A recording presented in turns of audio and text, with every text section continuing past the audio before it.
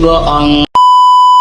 Aku hanya memikirkan satu peraturan penting. Kenapa kau lakukan hari ini kalau kau bisa melakukannya besok? Hahaha. Few moments later.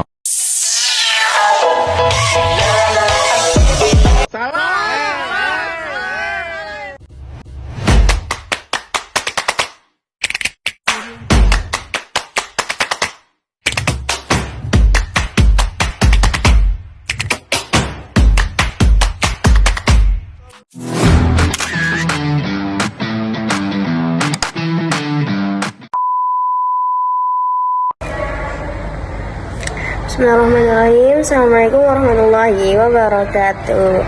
Halo semuanya. Baiklah, sebelumnya izinkan saya perkenalkan diri terlebih dahulu ya. Perkenalkan, nama saya Putri Andriani dengan NIM 1231036. Nah, di sini saya merupakan mahasiswi IAIN Pontianak. Saya mengambil Fakultas Tarbiyah dan Ilmu Keguruan dengan program studi pendidikan agama Islam. Baik teman-teman, puji syukur kehadirat Allah atas rahmat dan karunia-Nya. Di sini saya dapat menyajikan sebuah video ya. Video ini sebagai salah satu bentuk pemenuhan tugas untuk tugas UAS ujian akhir semester di mata kuliah praktek bisnis pendidikan. Nah, pada mata kuliah ini kami diampu oleh dosen kami yang sangat kami hormati, yaitu Ibu Dr. Misda MPD. Nah, beliau ini merupakan sosok dosen yang sangat cerdas, inspiratif, berdedikasi tinggi, serta memiliki kepribadian yang sangat baik, sabar, dan penuh kelembutan dalam membimbing mahasiswanya. Baiklah teman-teman, pada video ini saya akan memaparkan jawaban yang dimana saya diberikan 3 pertanyaan kepada beliau, yaitu Ibu Dr. Misda. Di sini saya akan menjawab 3 pertanyaan tersebut. Baiklah, terdapat 3 pertanyaan yang akan saya bahas pada video ini, yang dimana pertanyaan pertama yaitu tentang jelaskan oleh saudara urgensi kemitraan dalam bisnis pendidikan dengan memberikan contoh yang efektif. Nah, itu adalah pertanyaan pertama. Terus pertanyaan yang kedua yaitu jelaskan kendala dalam praktek bisnis pendidikan di sekolah. Terus apa sih strategi yang harus dilakukan dalam menghadapi kendala tersebut? Itu pertanyaan yang kedua. Selanjutnya pertanyaan terakhir yaitu seberapa besar sih minat saya untuk terjun ke dalam bisnis pendidikan tersebut yang dan apa sih alasan saya yang tepat kenapa saya memilih terjun ke dalam bisnis pendidikan tersebut. Nah, baik teman-teman, itulah 3 pertanyaan yang akan saya bahas pada kesempatan ini. Baiklah, langsung saja ya teman-teman pada pertanyaan yang pertama, yaitu jelaskan urgensi kemitraan dalam bisnis pendidikan, terus berikan contoh yang efektif. Nah, pada kemitraan dalam bisnis pendidikan merupakan kerjasama antara lembaga pendidikan dengan pihak lain, seperti pemerintahan, dunia usaha, industri, perguruan tinggi, terus organisasi masyarakat maupun alumni. Nah, untuk mencapai tujuan pendidikan secara lebih efektif, maka kemitraan ini sangat penting. Karena lembaga pendidikan tidak berkembang hanya mengendalikan sumber daya internal saja. Terus ada beberapa urgensi kemitraan dalam bisnis pemerintah. Urgensi kemitraan dalam bisnis pendidikan.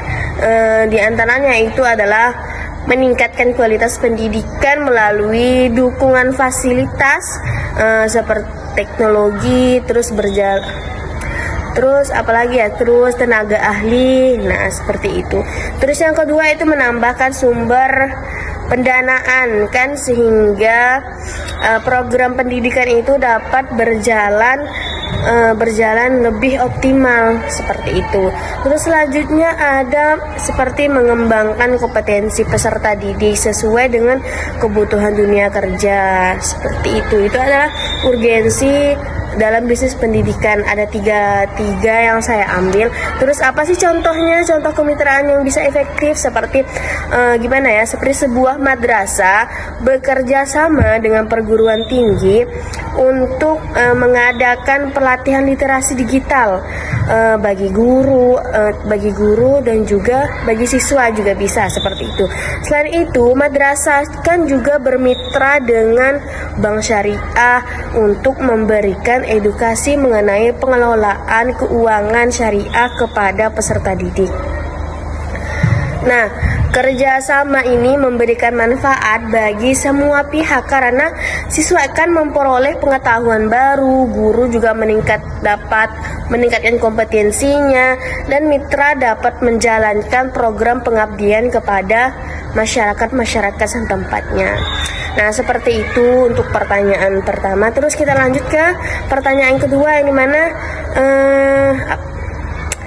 kendala dalam praktek bisnis pendidikan di sekolah, dan apa sih strategi yang harus dilakukan dalam menghadapi kendala tersebut. Nah, kita masuk ke jawabannya. Nah, dalam praktek bisnis pendidikan, sekolah seiring menghadapi berbagai kendala yang dapat menghambat pengembangan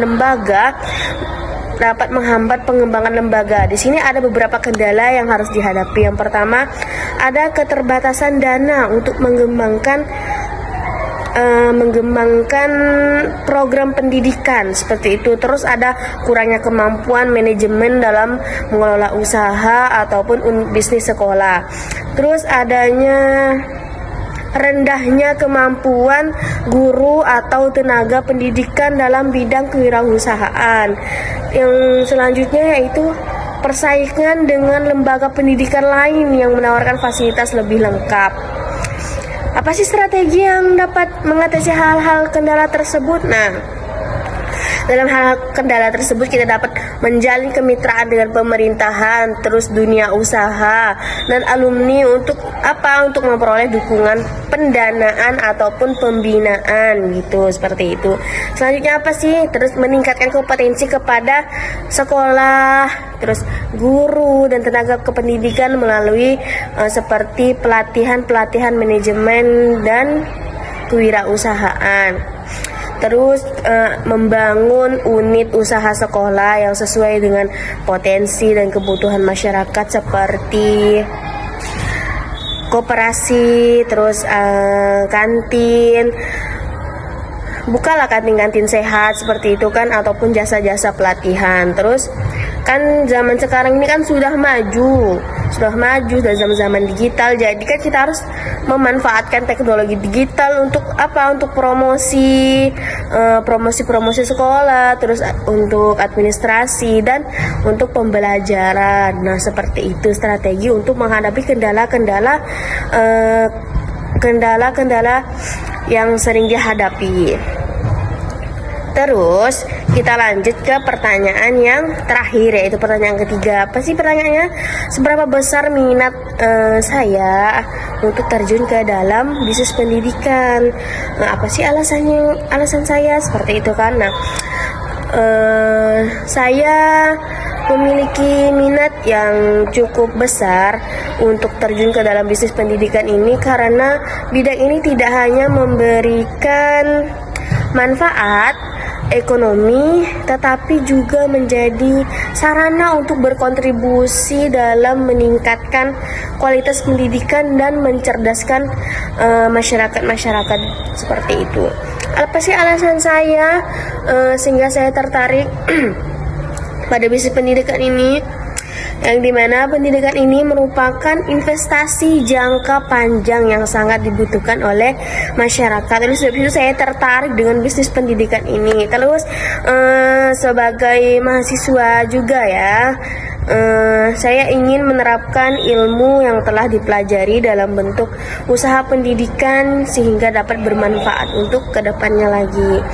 Terus bisnis pendidikan ini juga memiliki banyak peluang seperti mendirikan bimbingan belajar, rumah tahfiz khususnya, bisa juga bahasa Arab ataupun pelatihan-pelatihan agama ataupun lembaga pendidikan yang berbasis digital gitu ya teman-temannya. Terus terakhir melalui bisnis pendidikan ini saya dapat membuka lapangan pekerjaan bagi orang lain, orang-orang sekitar ya, serta membantu meningkatkan kualitas sumber daya manusia. Nah, seperti itu alasan saya kenapa saya tertarik dengan bisnis pendidikan. Baiklah teman-teman, cukup itu saja yang dapat saya paparkan pada video ini. Kurang lebihnya mohon maaf dikarenakan tidak ada yang sempurna. Masih ada yang lebih sempurna di atas yang sempurna. Baiklah teman-teman, saya akhiri video ini. Semoga bermanfaat untuk kalian semua. Assalamualaikum warahmatullahi wabarakatuh. Oke teman-teman, terima kasih sudah menonton videonya.